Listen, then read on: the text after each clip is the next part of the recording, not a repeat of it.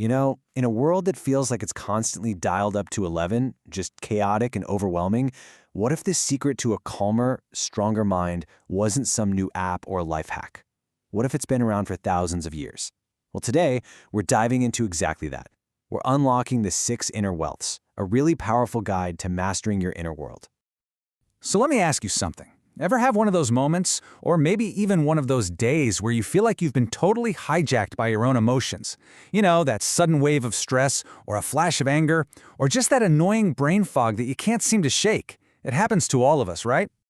Well, it turns out those feelings aren't just random. Ancient Eastern wisdom actually has a name for them. They call them the 6 inner enemies. Now don't worry, these aren't literal bad guys hiding in your brain. They're more like universal mental glitches that, if we let them run the show, are pretty much the main source of all our stress. They're the things that steal our peace. And what's so cool is how specific this ancient wisdom gets. These are the actual emotional hijackers. First up, you've got kama. That's that feeling of just wanting, completely uncontrolled. Then there's krodha, which is that instant, reactive anger that just boils up. We all know lobha, or that insatiable greed. Then moha, which is kind of like mental confusion or delusion. Mada is that ego-driven pride that can get us into trouble.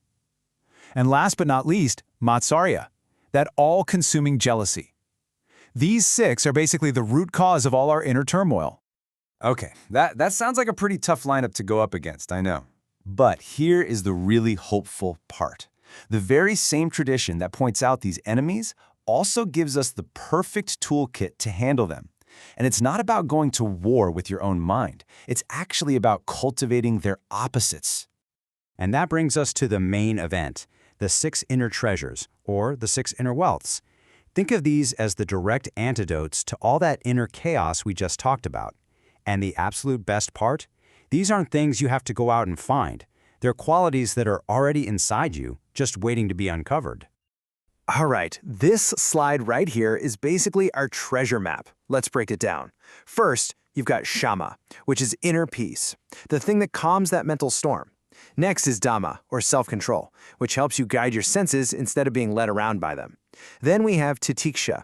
I love this one. It's resilience, the ability to bend without breaking when life gets tough. Fourth is shraddha, which is this deep, loving faith or trust in yourself and your path. Then there's upareti, which is all about being mindfully engaged, bringing real focus and joy to whatever you're doing. And finally, samadhana, a deep, profound sense of fulfillment that completely neutralizes greed and jealousy. Each one of these is an absolute powerhouse. Let's just zoom in on that first treasure, shama, for a second. This quote really says it all perfectly. A mind that's all stirred up by those 6 enemies. It's like a choppy lake. You can't see a thing. But a mind with shama, with that inner peace, it becomes totally still. And when it's still, it reflects reality, the truth, with perfect clarity. That's where real wisdom comes from. And here's why this is so important. This isn't just some abstract philosophical idea.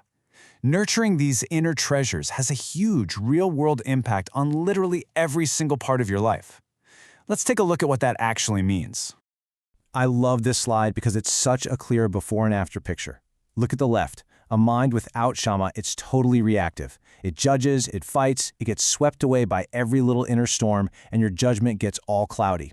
But a mind with shama, it's a whole different ballgame. It stays anchored. It pauses. It actually tries to understand before it acts. That stillness doesn't make you weak. It actually sharpens your mind and lets you make way better decisions. It's a total game changer. And this transformation isn't just happening on the inside. As you can see here, the benefits just ripple out into every part of your life. In your personal life, you get more resilience, more balance. At work, you find you have better focus, you're a better leader. Socially, you create more harmony and connection. And with your family, you find more patience. Literally, every area gets a massive upgrade. So, when you bring all 6 of these treasures together, what's the big payoff? Well, it's pretty huge. They unlock your creativity, because a calm mind is an open mind. They lead to sustainable success, the kind that lasts because it's built on a solid foundation. And they create genuine prosperity.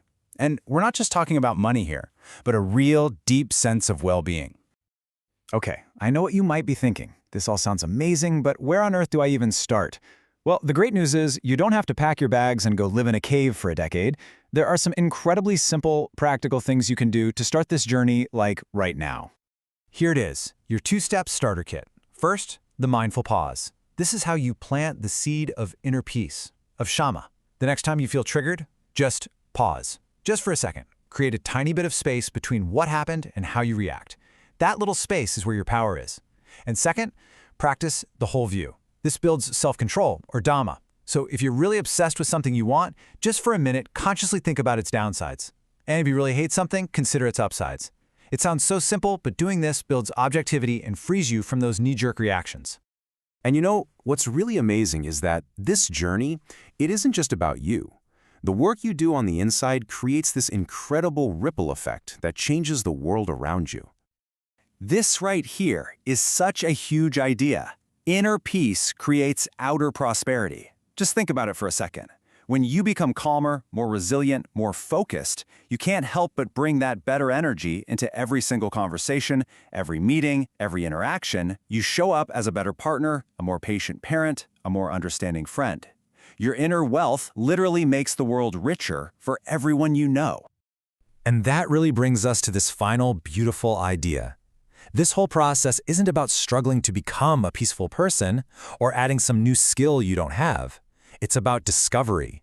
It's like you're an archaeologist of your own mind, just gently brushing away the dust and noise of those 6 enemies to uncover the peace and the strength and the joy that were already there. That's who you fundamentally are. So as we wrap up, the real question isn't whether you can do this. It's just, where do you want to start?